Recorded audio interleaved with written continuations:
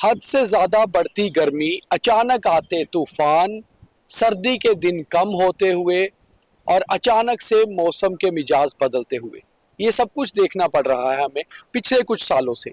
और इस बार तो आलम ये है कि अप्रैल में ही गर्मी इतनी बढ़ गई थी कि हमें लगा शायद जून है, और अभी जून शुरू भी नहीं हुआ कि मई में ही टेम्परेचर 40 से ऊपर, हीट वेव के अलर्ट्स जारी, और साथ ही साथ अचानक से आने वाले तूफान, फिर उस तूफान से जान माल का भी बहुत सारा नुकसान। आखिर ये हो क्या रहा है? क्या दुनिया बदल रही है? ये डिस्टर्बेंस है क्या?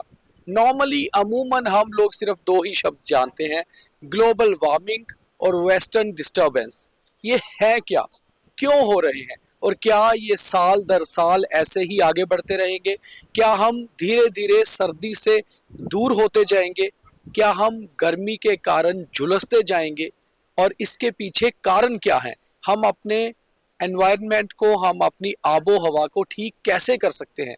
इसके ऊपर बहुत ज़रूरी था आज का ओपन माइक करना, और आज का ओपन माइक हमारा इसी पे। पिछली बार हमने गर्मियों की छुट्टियों की बात की थी एक स्कूल में जाकर बच्चों से। आज हम उन्हीं गर्मियों की बात करेंगे कि आखिर वो गर्मियां जो सीमित हुआ करती थी मई जून जुलाई तक, आज क्यों अप्रैल से नवंबर तक जा रही हैं और सर्दी कम होते जा रही है। तो इस पर बात करने के लिए हमें ज़रूरत थी एक एक्सपर्ट की। तो एक्सपर्ट हैं हमारे साथ प्रोफेसर विवेक आर्या, स्कॉस्ट में प्रोफेसर हैं, एक्सपर्ट हैं क्लाइमेट चेंज के और सॉइल के, और साथ में मेरे सहयोगी पवन शर्मा जी। तो इसी पे गहन चर्चा आज के ओपन माइक में। बात गर्मियों की। गर्मियां हमारे मौसम का एक पार्ट हुआ करती थी विवेक जी, आज ऑलमोस्ट पूरे साल का सबसे बड़ा पार्ट ही गर्मियां है। एक सरल भाषा में एक आम आदमी को समझाना हो तो क्या है ये, क्यों बदल रहा है मौसम? पहले तो मैं आपकी टीम को मुबारकबाद देता हूं कि वो time to time important issues के ऊपर ओपन माइक के जरिए या फिर ऑनलाइन मीडिया के थ्रू आप कोई ना कोई इश्यूज के ऊपर लोगों को अवेयर करते हैं। ये बड़ा इंपॉर्टेंट है और वो आप अपना काम बखूबी कर रहे हैं। जो क्लाइमेट चेंज के लिए 90s में एक स्कूल ऑफ थॉट थी कि क्लाइमेट चेंज जो है वो एक उसकी तरफ हम बढ़ रहे हैं, लेकिन एक साइंटिस्ट, हमारी जो साइंटिफिक फ्रेटर्निटी थी उसके अंदर ही एक तबका था जो सेकंड स्कूल ऑफ थॉट ये कहता था कि क्लाइमेट चेंज हुआ नहीं है। लेकिन अब जो मेटा डाटा एनालिसिस हुआ है ओवर द ईयर्स, हमें बाहर जाने का मौका भी मिला, यूएसए भी हम गए हैं, ईस्टर्न कंट्रीज में भी गए हैं। वहाँ जाके जब हमने देखा तो हमें ये पता लगा है कि क्लाइमेट चेंज जो है वो एक रियलिटी है।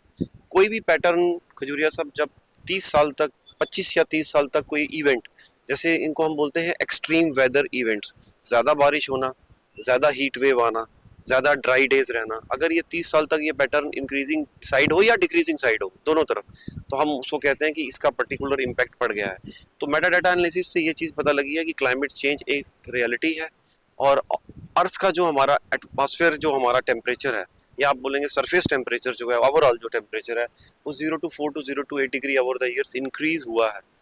अब नॉर्मली जब हम किसी आम सरल भाषा में, हम अपने घर में भी एक बार बात करेंगे, अपनी वाइफ से बात करेंगे जो कि इस फील्ड से वाबस्ता नहीं है, जो कि एक बैंकर है, तो वो सोचती है कि क्या 0.6 या 0.8 डिग्री टेम्परेचर को ज्यादा, मैं भी यही पूछने वाला था, है क्या? हाँ, कुछ ज्यादा नहीं है ना। तो लेकिन उसको हम अगर हम अपनी बॉडी से रिलेट करें तो हमारा जो बुखार 1 डिग्री अगर हमारा ऊपर चला जाए तो हमें बुखार घोषित करते हैं। 98 से 99 हो जाए तो हम कहते हैं फीवर हो गया। 102 101 ज्यादा हो जाता है। हाँ, 1 डिग्री अगर आपका नॉर्मल से ऊपर है तो आपको वो बोलते हैं कि कम है, हाइपोथर्मिया या हाइपरथर्मिया। तो मेरा ये पॉइंट है कि ये सारी चीजें जो हैं ये एंथ्रोपोजेनिक एक्टिविटी से हुई हैं।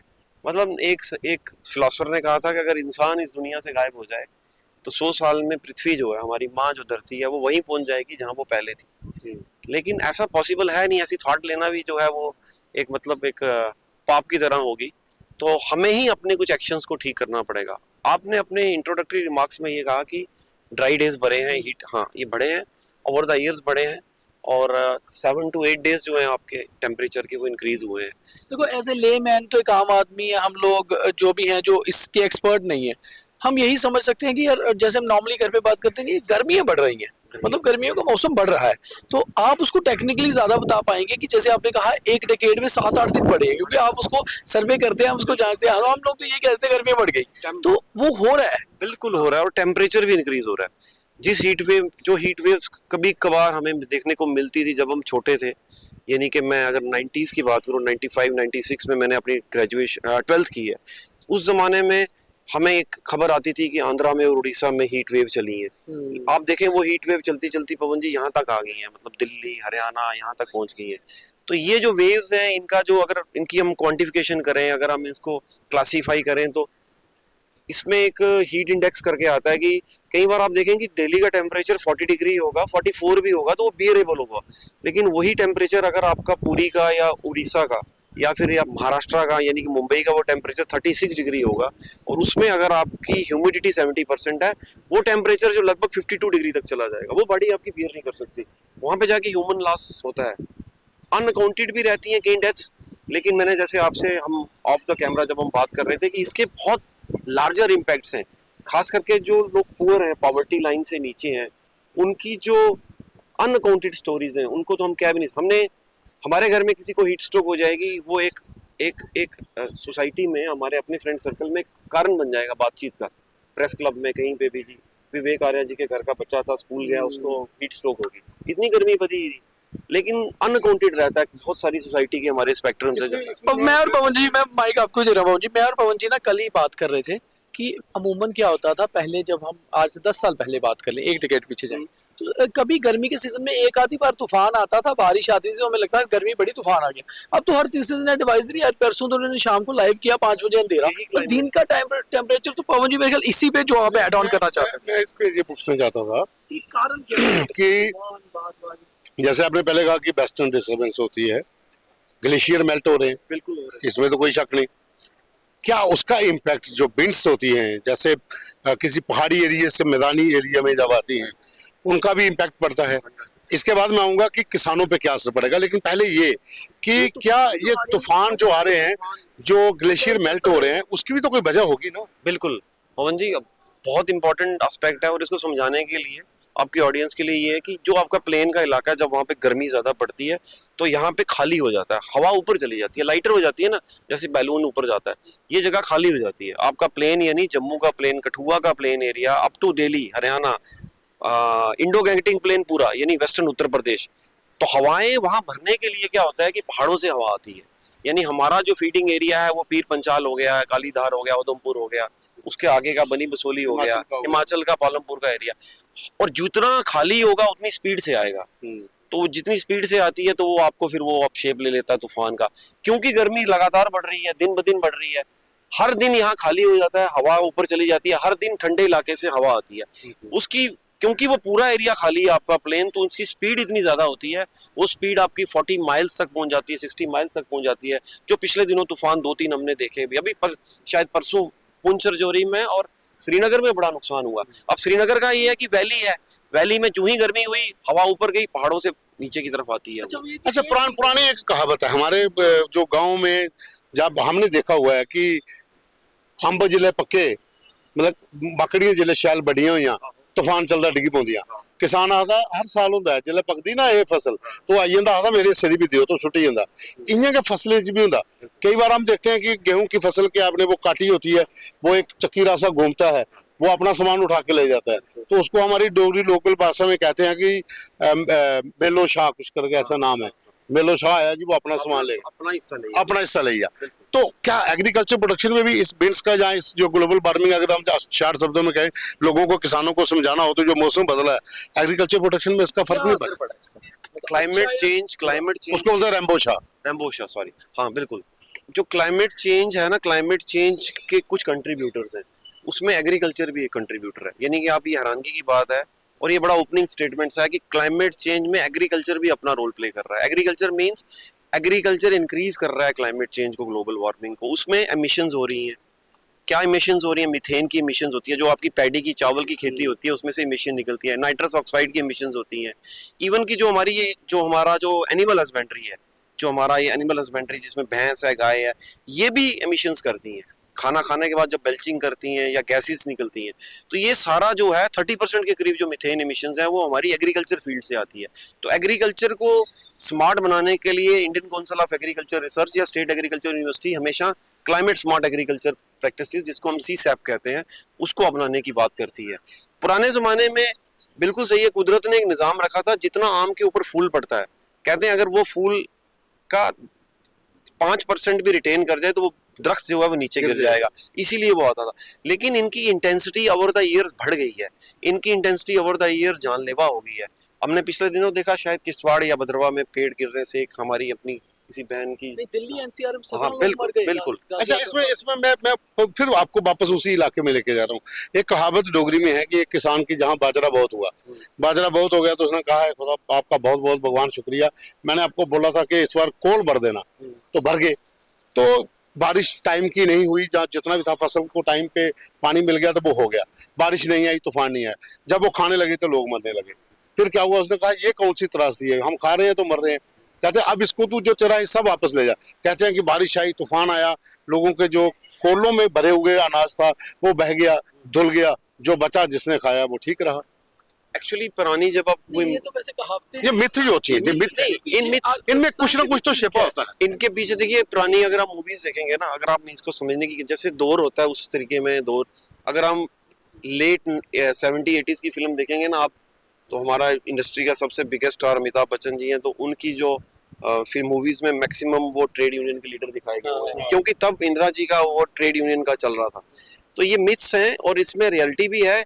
लोगों को जागरूक करने के लिए ओवर द ईयर जो हमारे बुजुर्ग थे उन्होंने कुछ चीजें साइंटिफिकली उसको मेजर किया। अल्टीमेटली ह्यूमन ऑब्जर्वेशन जो है, पोल स्टार को देख के ही तो मौसम बना। और क्लाइमेट चेंज की जो 2 कंट्रीब्यूटर है, वो सबसे बड़ा कंट्रीब्यूटर जो है वो तो हमारा नेचुरल है कि जो हमारी गर्मी और सर्दी आती है, जो अर्थ हमारी रोटेट होती है सन के आगे पीछे, एक तो 24 आवर्स वाली फ्लक्चुएशन और एक 365 वाली। दूसरा कंट्रीब्यूटर जो है वो सबसे बड़ा है, वो एल नीनो है। उसके ऊपर थोड़ा सा मैं डिटेल में जाऊंगा। एल नीनो को अगर हम इजी वे में समझने की कोशिश करें, अक्सर ये टर्म आती है मानसून से पहले, एल नीनो और ला नीनो, यानी कि बॉय और गर्ल, स्पेनिश वर्ड है।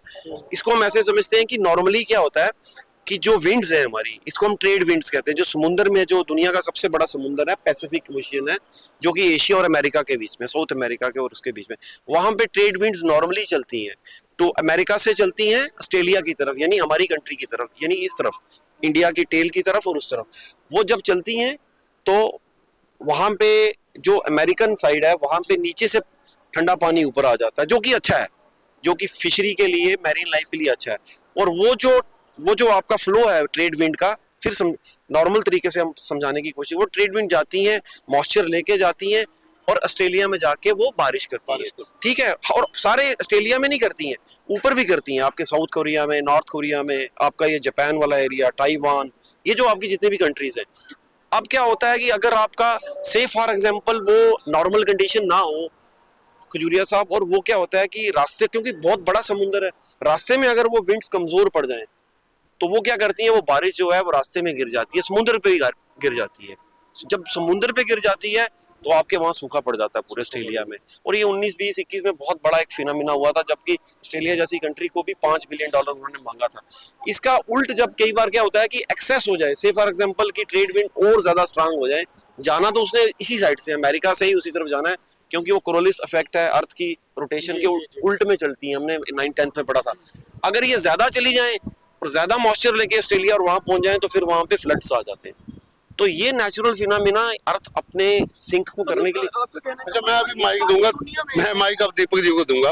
अब जाते जाते मेरा छोटा सा सवाल है कि ओपन माइक में हम करते हैं, राजनीति में भी मौसम का कोई असर रहता है?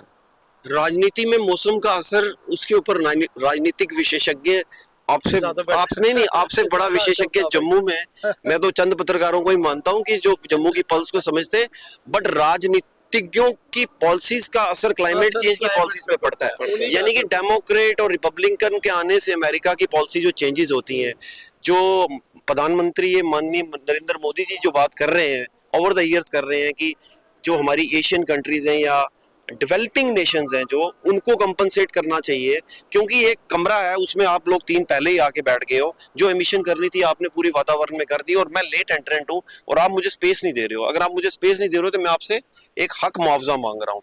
उसकी जो पैरवी करते हैं प्रधानमंत्री, जो बिल्कुल ठीक करते हैं, बट अनफॉर्चुनेटली जो डेवलप्ड नेशन है, खास करके जिसमें EU, रशिया, चाइना और ये जो खास करके अमेरिका जो है, और ये जो रजीम चेंज हुआ है वहाँ पे, वो क्लाइमेट चेंज को तो वो तो रियलिटी नहीं मानते हैं। और ये जो आप कहीं ना कहीं सियासत का असर, सियासत में बहुत मौसम का असर रहता है। ओवर टू दीपक। ये बड़ी चीज एग्रीमेंट जो हुआ, नहीं, मैं वही उसी जो पवन जी ने बात कही और उसका आपने बहुत सही रिप्लाई दिया। कि हमारी गवर्नमेंट्स के जो डिसीजन हैं इसका क्लाइमेट पे तो असर रहता है, क्योंकि हम इसको बेटर कर पा रहे हैं। जो दुनिया में आपने कहा कि इसका असर सिर्फ ये नहीं है कि उत्तर भारत में ही गर्मी बढ़ रही है, ग्लोबली ये चेंज हो रहा है। इसको कैसे रोका जाए, क्या रीजंस है, मतलब किस तरह के स्ट्रॉन्ग कदम सरकारों को उठाने पड़ेंगे और क्या भारत सरकार वो उठा रही है?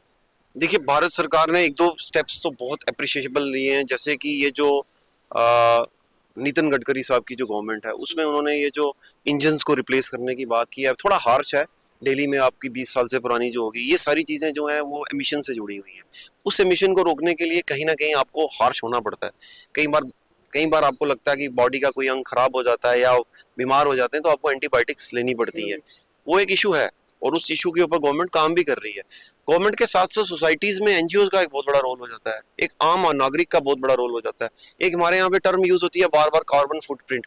जितना आपका कार्बन फुटप्रिंट कम होगा किसी भी व्यक्ति का, किसी भी सिटीजन का, वो क्लाइमेट स्मार्ट मैन है। मसलन आप घर से दूर, मैं छोटी छोटी एग्जांपल्स देता हूँ, ऑलरेडी एक बार आपके साथ इंटरव्यू भी हुआ था। हम घर से दूर जा रहे हैं तो ऑब्वियस बात है गाड़ी पे जाएंगे, लेकिन अगर हम घर से थोड़ा ही दूर जा रहे हैं दूध लेने के लिए या ग्रोसरी लेने के लिए तो हम पैदल जा सकते हैं। अपनी फॉर्च्यूनर ना निकाल के, अपनी गाड़ी ना निकाल के, अपनी कोई दूसरी गाड़ी ना निकाल के पैदल जाएं, गाड़ी पूल करें। यूनिवर्सिटीज में हमने ये देखा कि हमारे यहाँ पे बस कल्चर है, साइंटिस्ट भी और हमारा नॉन टीचिंग स्टाफ भी, स्टूडेंट भी बसेज में जाता है, तो वो एमिशंस रुकती हैं। आपके घर में जब आप घर से बाहर निकलते हैं, आप अपने अप्लायंसेस को बंद करके निकलें और एसी का उपयोग उतना ही करें जितना जरूरी है। ये सारी चीजें जब तक क्या बोलते हैं, अगर हम कलेक्टिव नहीं लेंगे और कंट्री में भी अगर हम कलेक्टिव नहीं लेंगे तो इसका कोई ज्यादा फर्क पड़ने वाला नहीं है। अनफॉर्चुनेटली मेरा एक ओपनिंग रहता है कि climate change is the biggest threat then the nuclear war, but unfortunately इसकी सीरियसनेस हमें इसलिए नहीं दिखती क्योंकि कंट्रीज जो हैं, चाहे वो दूसरी कंट्रीज को ले लो, वो नॉन सीरियस हैं और उन्होंने जो ये नॉन सीरियस अप्रोच अपनाई हुई है उसका खामियाजा मैनकाइंड के लिए तो खतरनाक है, बहुत खतरनाक है। आपने पिछले दिनों I am missing the name, वो अभी जो स्विट्जरलैंड में हाँ एक ग्लेशियर पिघला पूरा, बिल्कुल वो, और वहां पे पवन जी अलर्ट सिस्टम बहुत हाई है। वो पहले उन्होंने अलर्ट कर दिया होता है। हमारे यहाँ पूरा फ्रेजाइल इकोसिस्टम है। हमारे यहाँ ग्लेशियर से ही हमारी जो माँ गंगा है, यमुना है, सतलुज है, व्यास है, चिनाब है, ये सारी फीड करते हैं। इसी पे हमारा एग्रीकल्चर डिपेंडेंट है। अगर ये ग्लेशियर जिस रेट से पिघल रहे हैं, ये दिक्कत का कारण बनेगा जब तक हम क्लाइमेट स्मार्ट एग्रीकल्चर प्रैक्टिसेस नहीं करेंगे, एग्रीकल्चर में अच्छी वैरायटीज नहीं लेंगे, सॉइल को ज्यादा ओपन नहीं करेंगे, एमिशंस को कम नहीं करेंगे। शहरों का जब अर्बनाइजेशन करेंगे तो जिस एरिया में हम खड़े हैं, बहू प्लाजा को, मैं अभी यहाँ खड़े होके ना अपने पूंछ के हमारे फॉर्मर डिप्टी कमिश्नर थे डॉक्टर चक्रवर्ती, ये उन्हीं का ब्रेन है, ये उन्हीं का ब्रेन है। देखिए आप यहाँ खड़े हैं, जम्मू यूनिवर्सिटी में खड़े हैं या चट्ठे में खड़े हैं, दोनों जगह पे आपका जो टेम्परेचर है 3-4 डिग्री कम होगा, चट्ठा में भी जहाँ पे हमने पेड़ लगाए हैं, जम्मू यूनिवर्सिटी में भी, क्योंकि ये उसको एब्जॉर्ब कर लेता है। आजकल क्या हुआ कि काटते जाइए, बढ़ते जाइए आगे। और दो तीन चीजों पे बात करेंगे हम, जो आपकी एक्सरसाइज है। एक तो ये कि जैसे आज के हम मौसम की बात करें, एकदम से 5-7 डिग्री कम हो गया कल से, सुबह बारिश आ गई थोड़ा सा, तो ये हमें लोकल लेवल पे तो बड़ा अच्छा महसूस होता है। क्या ऐसे मौसम का बदलाव होना बेसिकली ठीक है? देखिए, जो ये कहीं एक ब्रॉडर टर्म जिसको हम शुरू से डिस्कस कर रहे थे इंटरव्यू में, वो तो एक नेशनल इंटरनेशनल लेवल पे हो गया। एक होता है लोकल वेदर। लोकल वेदर में क्या होता है कि आप यहाँ से लुधियाना जा रहे हैं, लुधियाना में तो बहुत गर्मी है, लेकिन रास्ते में आप जम्मू आते हैं तो जम्मू में टेम्परेचर जो है वो ड्रास्टिक चेंज हुआ होता है, कम हुआ होता है या ज्यादा हुआ होता है। वो लोकल फैक्टर्स हैं। उन लोकल फैक्टर्स का ज्यादा इम्पैक्ट नहीं पड़ता जब हम मेटा डाटा एनालिसिस की बात करते हैं। लेकिन एग्रीकल्चर में ऑफकोर्स ओवर द ईयर जो है वो फर्क पड़ा है। आपकी जो प्रोडक्टिविटी है वो ऑब्वियस, क्योंकि हमारे साइंटिफिक कम्युनिटी ने बहुत मेहनत की है, अच्छी वैरायटीज दी हैं। हमारे जो पूर्वज थे, जो हमारे बुजुर्ग साइंटिस्ट, उन्होंने बहुत मेहनत की है। एक कंट्री जो कि बाहर से किसी जमाने में इंपोर्ट करती थी, आज वो एक्सपोर्ट कर रही है। उसमें चाहे भारत रत्न डॉक्टर MS स्वामीनाथन हो या उस समय कृषि को लेकर बहुत से लोगों ने बहुत किया है। मैं तो ये कहता हूँ, हमारे एक Padmashri director general S Ayyappan, ईश्वर उनकी आत्मा को शांति दे, पिछले 1-2 हफ्ते पहले उनका इंतकाल हुआ है। वो कहते थे कि हमें रिकॉग्नाइज किया जाए इसरो की तरह। अच्छा, इसरो की तरह ICR को और SAUs को इसरो के लेवल पे हमें रिकॉग्नाइज करना चाहिए।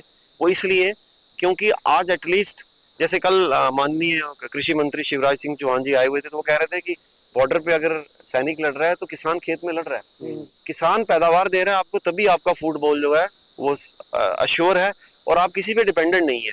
लेकिन ऑब्वियस बात है कि इस बात को समझना पड़ेगा कि हमें क्लाइमेट स्मार्ट एग्रीकल्चर प्रैक्टिसेस में क्या नहीं करना। जैसे मैंने आपको, जैसे हम फर्टिलाइजर की बात करते हैं, आपने देखा होगा कि एक्सेसिव यूज ऑफ फर्टिलाइजर की वजह से आपकी सॉइल खराब होगी, आपका वाटर टेबल खराब हो गया।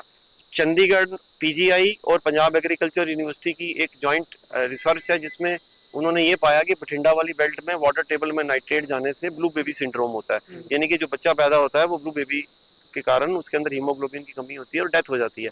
इन सारे एक्सेसिस को बचने के लिए जो हमारे ग्रंथों में, किसी भी धर्म का वो ग्रंथ हो, या जिसको महात्मा गांधी जी मिनिमलिज्म कहते थे, जो हमारे वेदांता में लिखा हुआ है, उतना ही इस्तेमाल करें जितना आपको यूज है। आप सुबह उठ के ब्रश कर रहे हैं, पानी चल रहा है, पानी तो तभी से आ रहा है आपके वॉश बेसिन में, तो आप अगर खुला रखेंगे तो दिक्कत है। अच्छा, आखिरी चीज है जिसपे कंक्लूड करना जरूरी है और लोगों को समझना, अब ये गर्मी इसी तरह बढ़ती रहेगी या लगता है कि कुछ सालों बाद वापस वेदर जो है नॉर्मली आ जाएगा? जैसे हम सर्दी को एंजॉय किया करते थे, बसंत आता था, अच्छा सावन आता था, तो मानसून खत्म हो गए।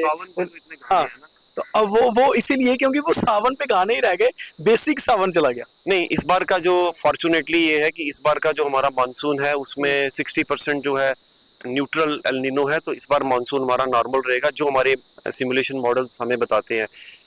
Extreme weather events over the year बढ़ेंगे, ये अनफॉर्चुनेट है, मुझे कहना पड़ रहा है कि हीट वेव्स बढ़ेंगी और आपकी जो बरसातें बढ़ेंगी, यानी कि इवेंट्स बढ़ेंगे। बरसात आएगी, एक ही दिन में आपकी बारिश जो है वो 100 mm होके चली जाएगी, आपका कठुआ को, आपके जम्मू को या किसी भी सिटी को सबमर्ज करके पूरा चली जाएगी, वो खतरनाक है। पॉइंट ये है कि इसको कैसे ठीक किया जाए, उसके लिए मैंने आपको बताया कि वो एक गांधीनगर का जो नागरिक है उसका भी उतना रोल है जितना कि पुंछ की मुगल सराय में बैठे हुए ढोक में एक गुजर बकरवाल या पहाड़ी का है। अगर हम यहाँ रह के क्लाइमेट चेंज की बात करेंगे और पॉलिसीज हमारी जो होंगी उनके लिए बनेंगे और खुद हम एंजॉय करेंगे, तो वैसा नहीं हुआ। एक कलेक्टिव रिस्पॉन्सिबिलिटी की बात है। जितनी अवेयरनेस मुझे लगता है पिछले 5-10 साल में लोगों में आई है, गवर्नमेंट की इनिशिएटिव्स की वजह से, सिविल सोसाइटी की वजह से, आप जैसे महाअनुभवों की वजह से, जो टाइम टू टाइम जो इस चीज को उजागर कर रहे हैं। ग्रेटा थनबर्ग जैसी लड़की एक यूएस के प्रेसिडेंट को चैलेंज कर रही है, आप इमेजिन करें ऐसा हो सकता है कभी? मतलब ये तो अवेयरनेस की बात है। तो time is not far away when we will be in a position to achieve the goals, but it's a long journey, we have to take baby steps, but we have to take some solid steps. Otherwise जो हमारी माँ है, पृथ्वी माँ है, इसको sustain करना, इतनी population जो हमारी बढ़ रही है, it will be a tough task. Government का रिस्पॉन्सिबिलिटी, लोकल्स का रिस्पॉन्सिबिलिटी, रिपब्लिक का हमारा जो पब्लिक का जो हमारा रिस्पॉन्सिबिलिटी, ओवरऑल वर्ल्ड की रिस्पॉन्सिबिलिटी, मेरी, आपकी, सबकी, आपके इन दोस्त की, सबकी रिस्पॉन्सिबिलिटी से ही क्लाइमेट चेंज के इम्पैक्ट को कम किया जा सकता है। थैंक यू भाई साहब। तो न्यूक्लियर वेपन से भी ज्यादा डेंजरस, ज्यादा खतरनाक है ग्लोबल वार्मिंग, वेस्टर्न डिस्टर्बेंसेस। मगर जितना इस बदलते मौसम का असर हमारी सेहत पर, हमारी रोज की लाइफ पर, दिनचर्या पर हो रहा है, उतना ही ज्यादा इसके पीछे कारण भी हम हैं। हमारे कारण ही ये मौसम बदल रहा है। इसलिए हर एक शख्स की, हर एक इंसान की जिम्मेवारी है, पेड़ ज़्यादा से ज़्यादा लगाएं, पर्यावरण को साफ रखें, स्वच्छ रखें। सरकारें तो काम कर रही हैं, ज़रूरत है हमें भी थोड़ा थोड़ा काम करने की, ताकि हमारी आने वाली जनरेशन्स हर मौसम का मज़ा ले पाएँ। ये ना हो कि गर्मी के कारण सब कुछ तहस नहस होता जाए। और जिस तरह से हालात बने हुए हैं, अभी कुछ सालों बाद धीरे धीरे गर्मी और ज़्यादा बढ़ती जाएगी, जो हमारे लिए बेहद खतरनाक है। तो इस ओपन माइक में हमारी ओपन बात तो आप समझ ही गए होंगे। इस प्रोग्राम को ज़्यादा शेयर भी करिए, ताकि हम सभी समझ पाएँ कि जिस गर्मी को हम झेल रहे हैं, जिस मौसम की बात हम अपने ड्राइंग रूम में एसी के नीचे बैठकर कर रहे हैं, आखिर उसके पीछे कारण क्या है और वो बदलेगा कैसे। तो आज के ओपन माइक में इतना ही। अगली बार कोई और सोशल टॉपिक, फिर किसी और एक्सपर्ट के साथ बात करेंगे, और तब तक हमारे सभी कार्यक्रम देखते रहिए। बहुत धन्यवाद।